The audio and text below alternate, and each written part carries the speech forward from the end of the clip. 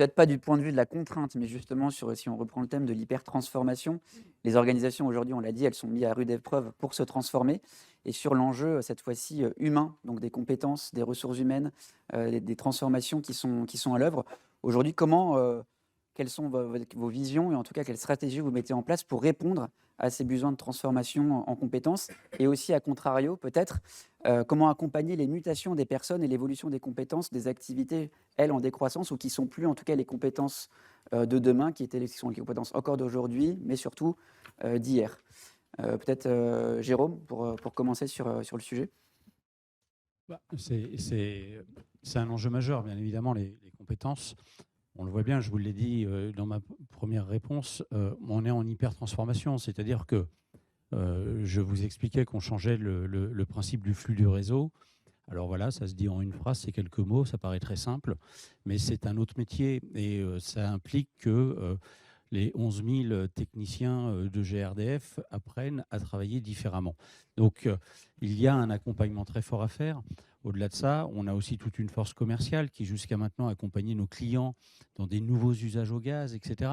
On leur explique que maintenant, on va surtout accompagner nos clients dans la maîtrise de l'énergie, parce qu'on en a tous la conviction, il va bien falloir qu'on diminue. Vous l'avez dit absolument, vous avez raison. On ne pourra pas faire autrement qu'en diminuant nos consommations. Alors ça passera par des meilleures technologies qui vont nous permettre de moins consommer, mais ça, des comportements individuels et aussi une meilleure connaissance de nos consommations. Et c'est pour ça que nous, chez GRDF, on a installé 11 millions de compteurs communicants, parce qu'en réalité, jusqu'à maintenant, vous consommiez une énergie chez vous sans savoir finalement, sans même avoir la moindre idée de combien vous dépensiez en énergie. Vous ne le saviez pas, vous aviez une facture chaque année, en plus qui était une estimation, bon, c'était très complexe. Maintenant, on est capable de savoir jour après jour pour le gaz, minute à minute pour l'électricité, quelle est la consommation dans un foyer, chez un industriel, etc. Et du coup, on a enfin les moyens d'accompagner. Mais ça veut dire quoi? Ça veut dire aussi intégrer des compétences dans l'entreprise, d'analyse de la donnée, de réflexion autour de cette consommation et de la façon dont on va pouvoir accompagner nos clients. Donc vous voyez, en fait, tout change. Donc on a tout ce volet déjà sur notre interne, et puis on a aussi une autre montée en compétences à faire chez GRDF, comme chez beaucoup d'énergéticiens. On a parlé de la méthanisation. La méthanisation, c'est fait par nos agriculteurs aujourd'hui, majoritairement. Euh, le gaz, c'est une énergie de la ville, c'est une énergie urbaine. Il n'y en avait pas dans les campagnes. Il nous a fallu apprendre à connaître le monde rural, à travailler avec le monde rural. C'est pas simple. Alors, c'est des gens passionnants, absolument incroyables, dynamiques, plein d'innovations, mais ça a été quand même un apprentissage très lourd. Demain, on parle de pyrogasification, de gazéification hydrothermale. Là, on est sur un monde industriel qui est encore très éloigné de nous. Il va falloir qu'on fasse rentrer des compétences dans l'entreprise pour adresser finalement ces nouveaux clients ou ces nouvelles parties prenantes qu'aujourd'hui nous ne connaissons pas et qui vont être absolument essentielles à la mise en place de nos dynamiques. Donc en fait, c'est une transformation absolue de l'entreprise sur tous nos métiers et même ceux qui n'existent pas encore. C'est un appel à candidature, hein. Le gaz recrute, encore largement pour les années à venir. Peut-être Christelle aussi sur les enjeux de la filière, aujourd'hui l'hydrogène sur les compétences? Alors, ouais, effectivement, nous, on a beaucoup d'enjeux également sur les compétences et c'est, probablement une des bonnes nouvelles parmi l'ensemble des contraintes qu'on a pu balayer depuis tout à l'heure. C'est que, la transition, c'est aussi l'occasion de retrouver une forme de souveraineté, industrielle, énergétique et cetera et ça, c'est fondamental et dans, le petit paysage, rapide que je vous ai brossé sur les flux, des dynamiques hydrogène, la France occupe une position toute particulière puisque sa stratégie hydrogène consiste à produire, grâce à son électricité particulièrement décarbonée et relativement peu chère par rapport à celle de ses voisins, les capacités dont elle a besoin pour sa propre décarbonation. Donc, c'est vraiment une opportunité et ce qu'on constate, c'est que dans la transition d'une manière générale, il y a beaucoup d'enjeux autour des compétences. Donc il y a des nouveaux métiers, il y a des métiers qui vont être simplement adaptés aux nouveaux usages. Par exemple, l'hydrogène, on constate que pour conduire un bus à hydrogène, il y a besoin d'être un conducteur de bus, tout simplement pour commencer, hein.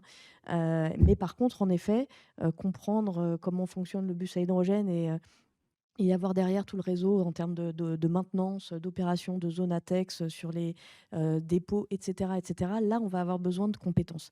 Et donc, nous, on a fait un diagnostic, on dit, avec l'aide du secrétariat général pour l'innovation, hein, qui accompagne les stratégies d'accélération de la France, on a fait un diagnostic sur la filière hydrogène. On dit c'est 100 000 emplois à 2030, enfin, on disait entre 50 et 150, bon, on dit autour de 100 000, mais soyons clairs que ce sont les mêmes 100 000 que les autres filières, enfin, en tout cas d'une manière ou d'une autre. C'est, voilà, donc tous les gens qu'on va pouvoir former pour l'hydrogène, et on en a très besoin, et beaucoup, dans les premières années, c'est beaucoup de l'ingénierie, de la conception, un peu de technicien, et plus ça va, plus la filière se développe, devient mature, et plus ce seront justement des métiers techniques, etc., et moins d'ingénieurs. Donc les ratios, on passe de 80-20 à 40-60 et puis 20-80.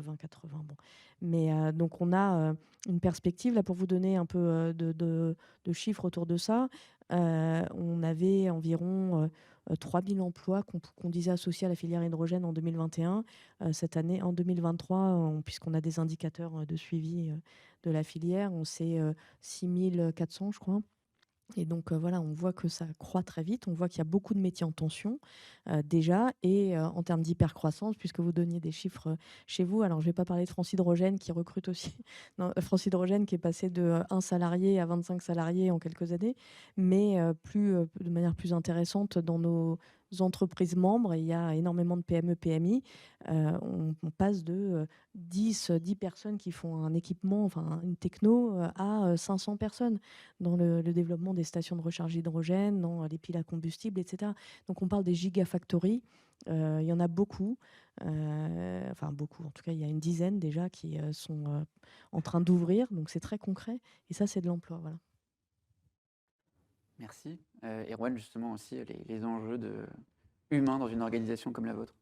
Alors, les enjeux humains, on en a beaucoup parce que nous, notre promesse, elle est aussi d'être dans un environnement avec des valeurs d'économie sociale et solidaire. Donc, on a, bon, pour faire simple, on avait, il y a 6 ans, plutôt des gens qui avaient entre 2 et 10 ans d'expérience, avec des profils d'expertise, que ce soit dans l'animation, la gestion des collectifs ou les aspects financiers, parce que grosso modo, à chaque fois, il faut réinventer les packs d'actionnaires, réinventer le financement, réinventer les équilibres.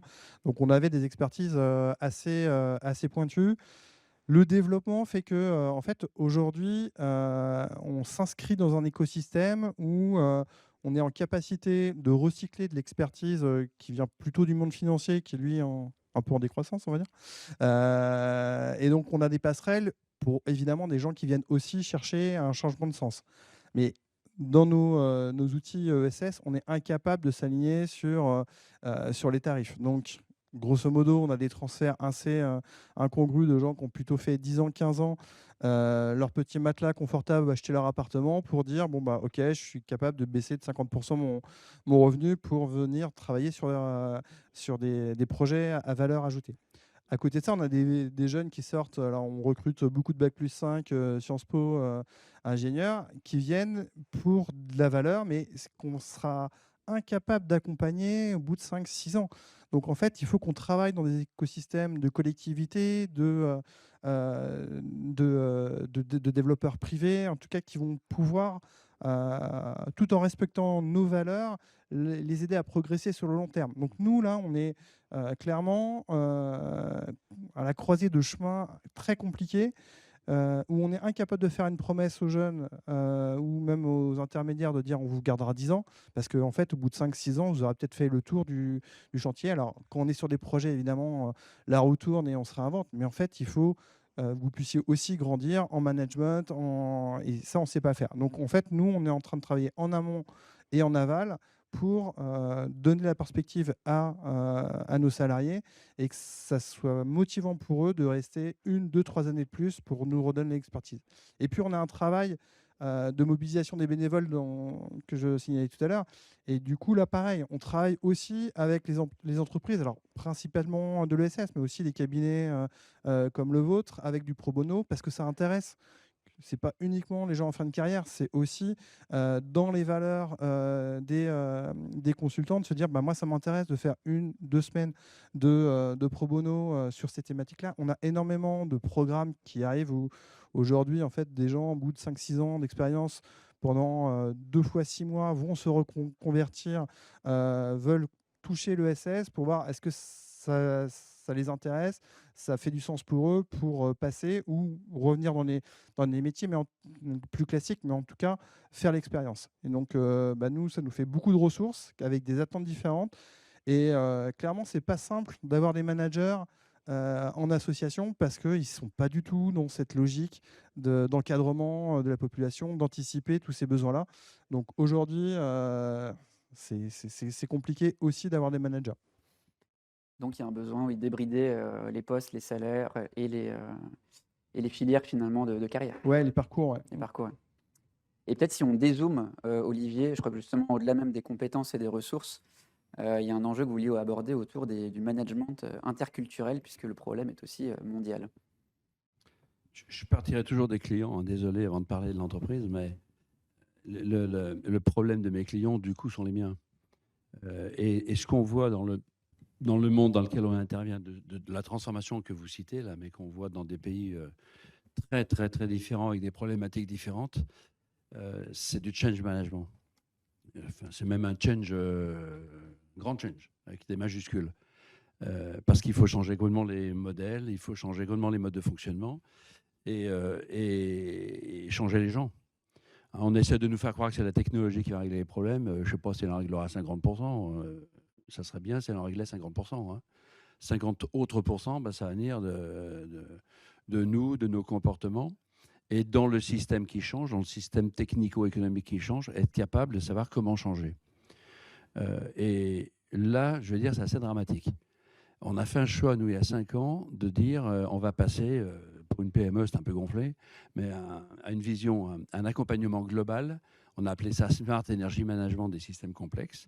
En fait, pour accompagner nos clients dans la compréhension de leurs systèmes complexes et dans la conception de leurs systèmes complexes et dans la conduite de leurs systèmes complexes et la transformation.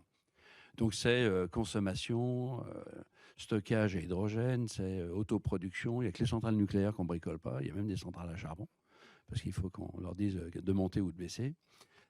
Et finalement, ce qu'on voit dans ce système complexe, qui se complexifie par construction, c'est que les gens se spécialisent, et chacun dans son truc, parce que c'est nécessaire, les batteries de type A, de type B, de type C, machin, il faut le faire. Mais à la fin, on empile les dépenses, et est-ce que ça baisse encore le CO2 ? C'est pas sûr. Est-ce que c'est supportable économiquement ? Ça, c'est encore moins sûr. Et du coup, on travaille de plus en plus sur des modèles pour dire, mais au fait, ce machin-là, ça vole ou ça vole pas ? Et là, c'est pas l'intelligence artificielle qui répond à la question. C'est d'abord la capacité de travail collectif. Comment faire travailler ensemble des politiques, des sociologues, des ingénieurs, des lawyers, etc. Parce que les solutions, elles sont globales. Le deuxième problème qu'on rencontre, c'est le lobby. Les lobbies et les dogmes. Alors ça, c'est une vraie catastrophe. Moi, je pense que 30 à 50% des investissements sont stupides, voire contre-productifs. C'est-à-dire c'est pire après qu'avant. Je ne citerai pas d'exemple ici. Mais quand on fait l'analyse des systèmes globaux, c'est quand même assez catastrophique. Chacun défend son truc en disant moi 100 milliards, moi 50, moi 50. Voilà. Bon, j'ai eu une grande discussion il n'y a pas très longtemps avec le ministre de l'énergie des Emirates, comme c'est pas chez nous, je peux en parler, qui me présentait un plan de 80 milliards d'investissement. On l'a un peu dépioté, on a vu que c'est une catastrophe, ça volait pas, ça faisait autant de CO2 après qu'avant, mais il y a plein de gens qui étaient contents de dépenser 80 milliards. Donc on lui a dit, écoutez, à 40, on pense que vous devez faire un peu mieux. Vous ne savez pas fait avec des copains. Hein. On ne s'est pas fait que des amis. Mais c'est ailleurs, c'est pas en France. Ça, c'est dramatique, parce que la ressource, ça va être le sujet d'après, le problème, ça va être le fric. Et si je prends un exemple sur le solaire en France, si je raisonne en tant qu'individu, je me dis, ouais, je vais mettre un panneau solaire, parce que l'électricité, je la paye cher. Si je raisonne au niveau de la France, on va vers 30% du temps où le prix il est entre 0 et négatif. Faut-il encore mettre des panneaux solaires en France ? Je ne suis pas sûr. Je ne suis pas sûr. Vu d'un point de vue collectif. Bon, donc, on se cogne ce genre de sujet, on ne se fait pas que des amis. Mais du coup, ça pousse l'entreprise à avoir de la compétence très large, si je parle de l'entreprise, courageuse, parce que ce n'est pas évident à dire, compétente et indépendante. Donc ça, c'est le dernier sujet, c'est le modèle. On a choisi un modèle dans lequel la société appartiendra à une fondation, de manière à ne pas appartenir à quelqu'un d'autre, qu'il soit un industriel ou autre, parce qu'il faut pouvoir parler de manière indépendante dans un monde où ceux qui nous parlent ne sont pas indépendants. Et ceux qui décident le sont très rarement. Et donc, on voit passer toutes les modes, les unes derrière les autres. Il faut de tout, il faut du solaire, il faut de l'éolien, il faut de l'hydrogène. Oui, mais pas n'importe où, pas n'importe comment, sinon on brûle des paquets de milliards. On parle en dizaines et en centaines de milliards, et c'est ceux qui vont nous manquer pour aller au bout. Et puis on a ensuite la population qui nous dit « Attendez, vous nous prenez pour des cons, là. Vous nous avez dit il y a 5 ans que c'était le truc génial, puis d'un seul coup, il n'y en a plus besoin. Ah tiens, les prix de l'électricité sont négatifs alors qu'on nous dit que l'électricité est très chère. » Le commun des mortels, il ne comprend plus bien ce qui lui arrive. Donc ça retombe sur l'entreprise. Donc juste chez nous, modestement, parce qu'on était 150, on était 100 il y a 2 ans, on va être 400 à la fin de cette année, on doit être 1000 à 2000 d'ici 5 ans. Dans des cultures très très différentes, puisqu'on a des gens en Afrique, au Moyen-Orient. C'est assez intéressant d'avoir une réunion téléphonique avec Cameroun, Arabie Saoudite et Japon, par exemple. C'est les mecs, ils ont de la peine à se comprendre. Donc, on a ces problèmes de polyvalence métier et on a ces problèmes d'interculturel qui sont nécessaires pour arriver à grandir. Et puis après, comment préserver une culture et un mode de management quand on grandit Alors, nous, on est à 40% depuis 7 ans, mais on est en train de construire un plan pour doubler le rythme d'accélération, pour passer à 80%, à 70-80% par an. C'est pas simple, d'un point de vue humain.